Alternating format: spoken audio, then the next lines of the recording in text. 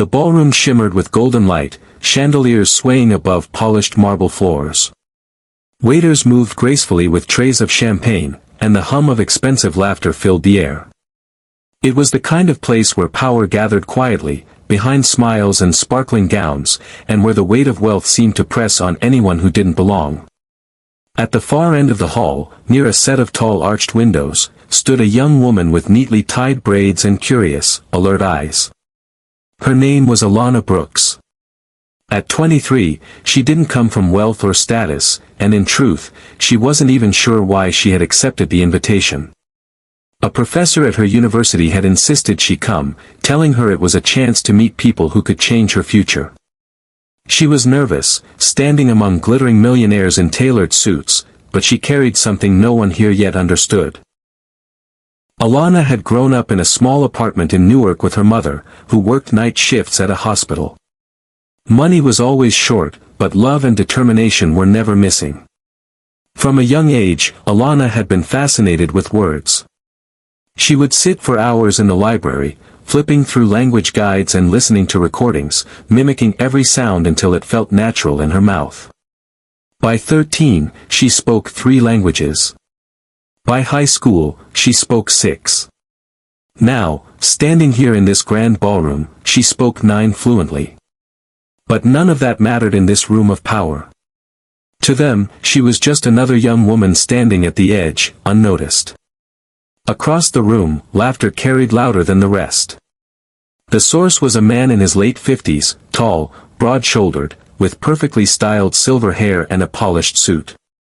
His name was Richard Hale, one of the most talked-about investors in the country. He was a man who had built an empire in finance, admired by some, feared by many. His reputation for being sharp, ruthless, and brutally honest preceded him. When Alana was introduced to Richard by her professor, he barely gave her more than a glance. His eyes flicked over her as though trying to place her worth in a matter of seconds.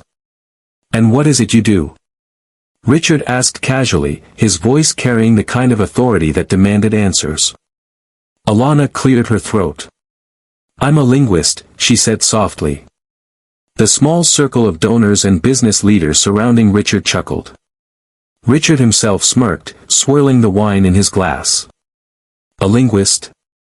That's cute. And what do you plan to do with that? Teach tourists how to order wine in Paris? Maybe help someone ask for directions in Spain?" The group laughed again, but this time, the laughter was sharp and dismissive. Alana felt a familiar sting in her chest. She had been underestimated all her life. Teachers who doubted her, classmates who mocked her obsession with languages, neighbors who thought she was wasting time with books instead of finding something useful. But in this room, surrounded by people who thought their wealth made them untouchable, she refused to shrink. She lifted her chin and said, her voice clear, "I speak 9 languages." The laughter paused. Some raised their eyebrows. Richard chuckled again, shaking his head as though amused by her boldness. 9. That's quite a number, he said, his tone dripping with disbelief. "I suppose we'll just take your word for it." Alana held his gaze steadily. "You don't have to. You can test me if you'd like." For a moment, there was silence. Then Richard burst into laughter, a deep sound that made heads turn toward them. "Oh, this I have to see," he said, clearly entertained by what he thought would end in her embarrassment. "All right then, Miss Brooks. Show us." The challenge electrified the circle. Guests leaned in, curiosity flickering in their eyes. Some smiled knowingly, waiting for her to stumble. Others looked intrigued, wondering if she would surprise them. Alana scanned the faces around her and stopped at a man with an Italian pin on his lapel. She switched smoothly into Italian, greeting him warmly, asking about his family and hometown. His eyes lit up in surprise as he responded, delighted by her fluency. Their short exchange drew gasps from those nearby. Without hesitation, Alana turned to a woman who had been silent in the corner. She began speaking in Mandarin, her tones precise and confident. The woman's jaw dropped, then she laughed in delight, replying with excitement. The murmurs grew louder. Richard's smirk faltered slightly, though he quickly masked it with a sip of wine. Alana pressed on. She shifted into Spanish, then German, then Arabic, each language flowing effortlessly. Each word carried not just technical accuracy but warmth, as though she wasn't simply reciting rehearsed phrases but truly communicating, truly connecting.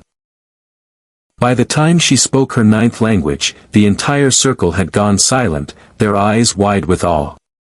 The ballroom chatter beyond seemed to fade, all attention had gathered on the young woman who, just moments ago, had been dismissed as nothing.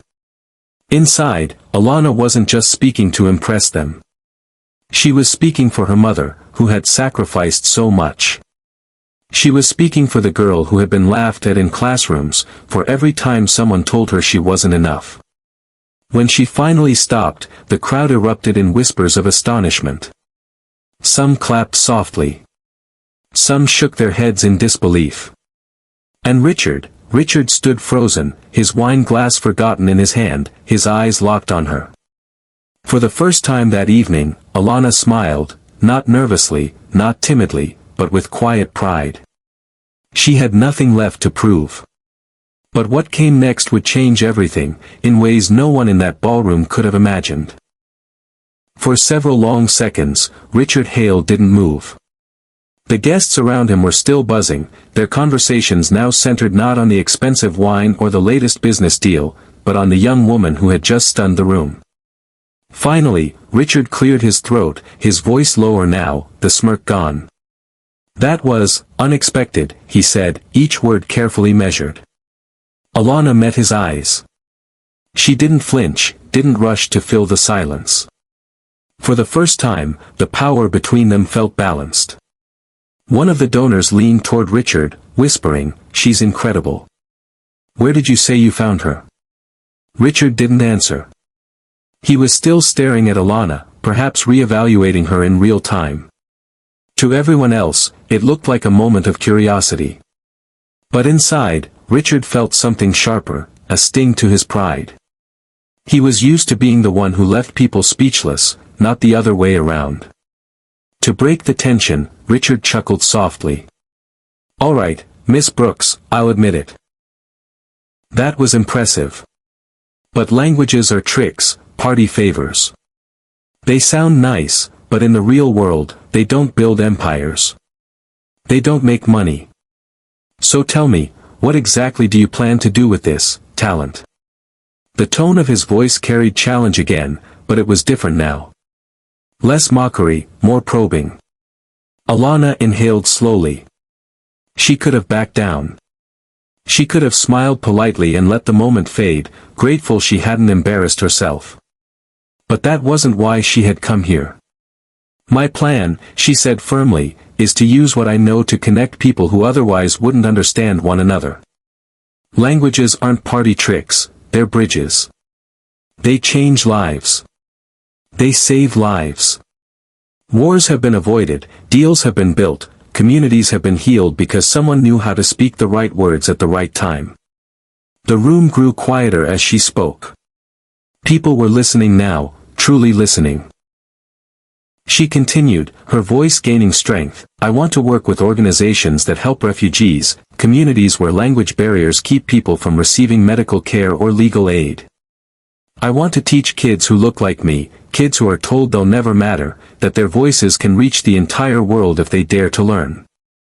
And I want to prove that being underestimated doesn't mean you're incapable, it just means you haven't had the chance to show what you can do."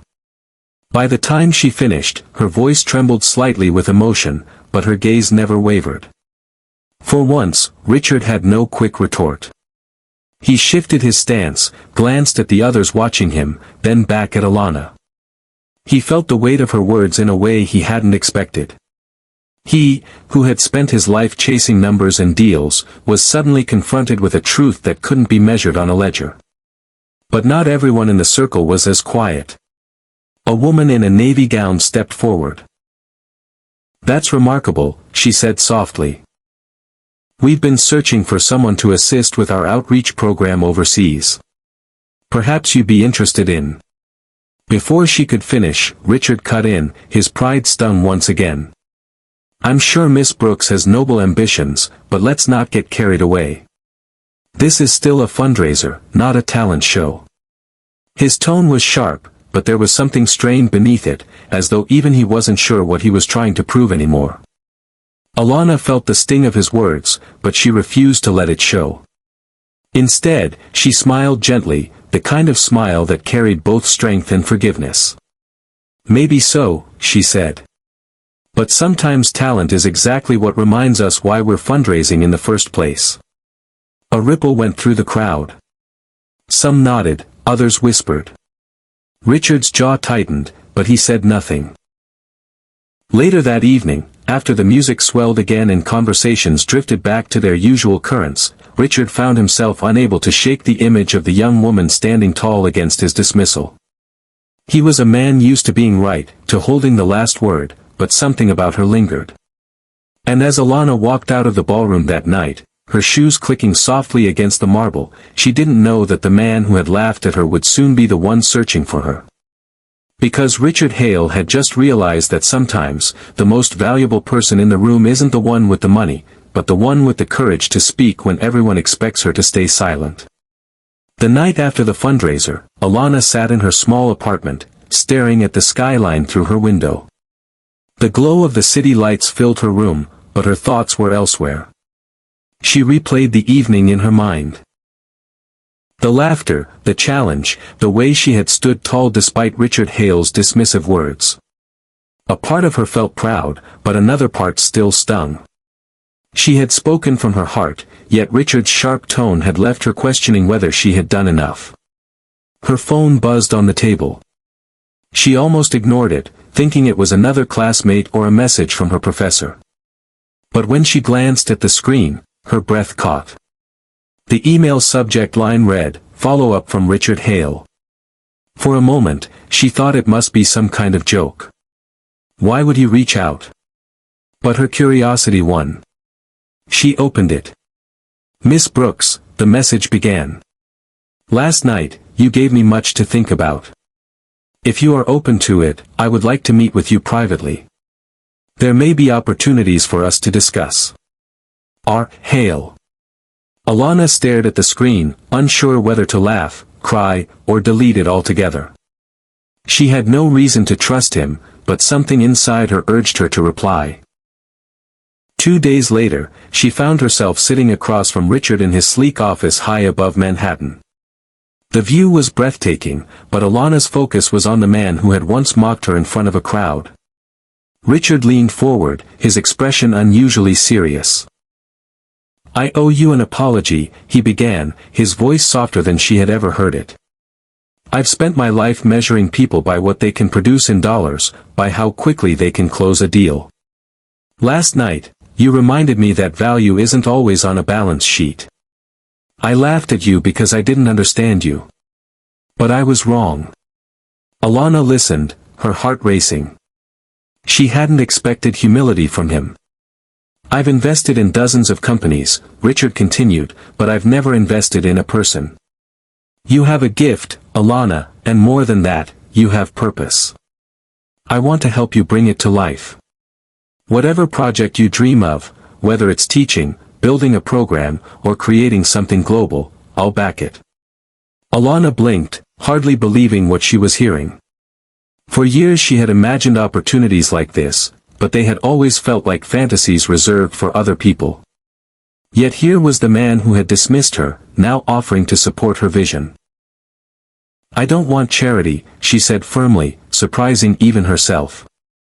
"If I do this, I want to build it, not have it handed to me." Richard smiled faintly, a trace of admiration flickering in his eyes. "Good. Then let's build it together." And so it began.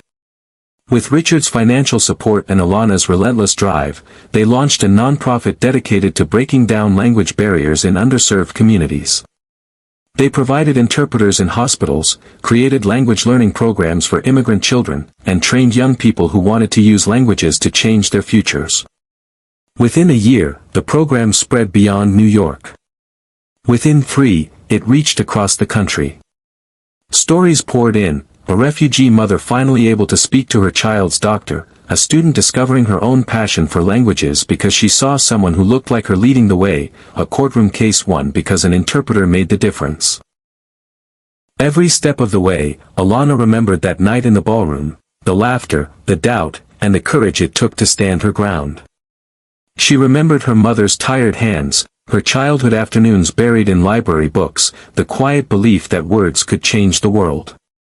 As for Richard, he too was transformed. For a man who had built his life around wealth, he discovered a fulfillment deeper than money, the knowledge that he had helped someone else's vision grow into something that touched lives far beyond his own reach. Years later, when Alana was invited to speak at a global summit, she walked onto the stage with the same quiet pride she had carried in that ballroom. The audience rose in a standing ovation before she even began. And when she spoke, she didn't just talk about languages, she talked about dignity, about believing in yourself when the world laughs, and about how sometimes the greatest victories come from the moments when you refuse to shrink. I once stood in a room where people laughed at me for what I could do, she told the crowd. But what matters isn't the laughter, it's the choice to keep speaking. Because the world changes when we refuse to stay silent. The applause thundered through the hall, and somewhere in the front row, Richard Hale clapped the loudest, his eyes glistening with pride. Alana Brooks had once been the girl who blended into the edges of a glittering crowd. Now, she was the voice at the center of the world. And her story became proof that no matter who doubts you, no matter who laughs, your gift has the power to silence every critic, if only you dare to use it.